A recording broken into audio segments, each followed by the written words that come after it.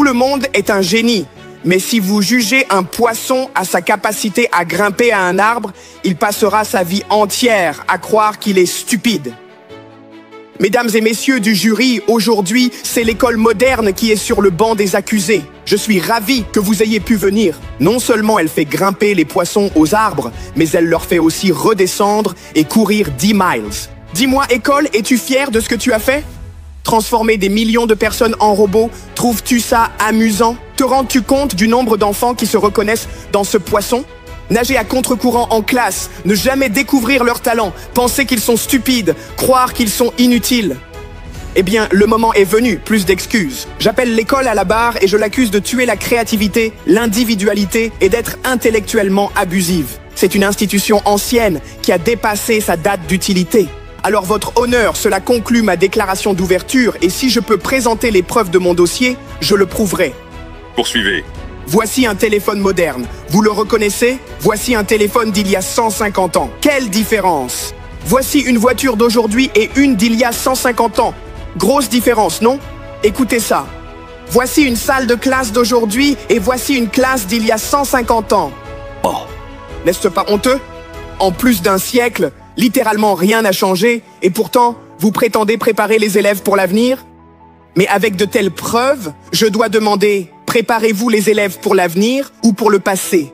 J'ai enquêté sur vous. Vous avez été conçus pour former des gens à travailler à l'usine, d'où vous placez les élèves en rangée droite et leur dites « Restez tranquilles, levez la main si vous voulez parler ». Donnez-leur une courte pause, puis 8 heures à leur dire quoi penser. Faites-les aussi se concurrencer pour obtenir un A, la lettre qui détermine la qualité d'un produit, d'où la mention A pour la viande. Les temps étaient différents. Nous avons un passé. Je ne suis pas Gandhi. Aujourd'hui, on n'a plus besoin de fabriquer des robots zombies. Le monde a évolué et nous avons besoin de personnes créatives, innovantes, critiques, indépendantes, connectées.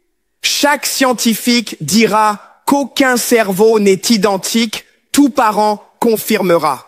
Alors pourquoi traitez-vous les élèves comme des moules à biscuits, imposant le même format? Surveillez langage. Désolé, votre honneur. Mais si un médecin prescrivait exactement le même médicament à tous ses patients, les conséquences seraient tragiques. Beaucoup de gens tomberaient malades. Et pourtant, à l'école, c'est exactement ce qui se passe. Cette faute professionnelle, éducative, où un enseignant se tient devant 20 enfants, chacun ayant des forces différentes, des besoins différents, des talents différents, des rêves différents, et vous enseignez la même chose de la même façon, c'est horrible.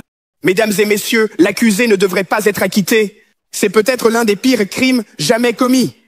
Et parlons de la façon dont vous traitez vos employés. Objection. Objection rejetée. Écoute. C'est une honte. Je veux dire, les enseignants ont le métier le plus important au monde. Et pourtant, ils sont sous-payés. Pas étonnant que tant d'élèves soient des lésés. Soyons honnêtes. Les enseignants devraient être payés comme les médecins, car un médecin sauve la vie d'un enfant, mais un enseignant change la vie d'un enfant. Les enseignants sont des héros, pas le problème. Ils travaillent dans un système sans option ni droit. Les programmes sont faits par des décideurs, souvent sans expérience, obsédés par les tests. Penser que cocher une case à choix multiples détermine la réussite est absurde.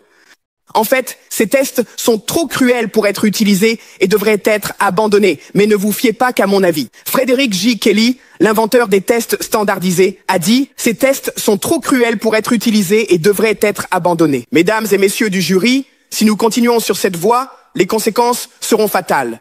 Je n'ai pas beaucoup de foi dans l'école, mais j'ai foi en l'être humain.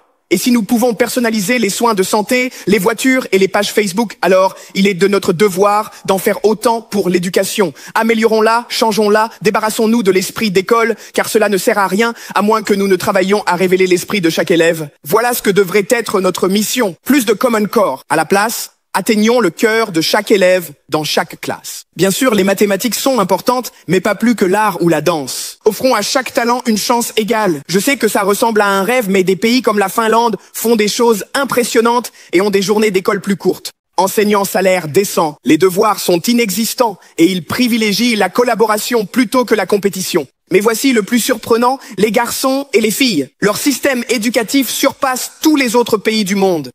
D'autres endroits comme Singapour réussissent rapidement. Des écoles comme Montessori, des programmes comme la Khan Academy. Il n'existe pas de solution unique, mais avançons, car même si les élèves ne représentent que 20% de notre population, ils constituent 100% de notre avenir.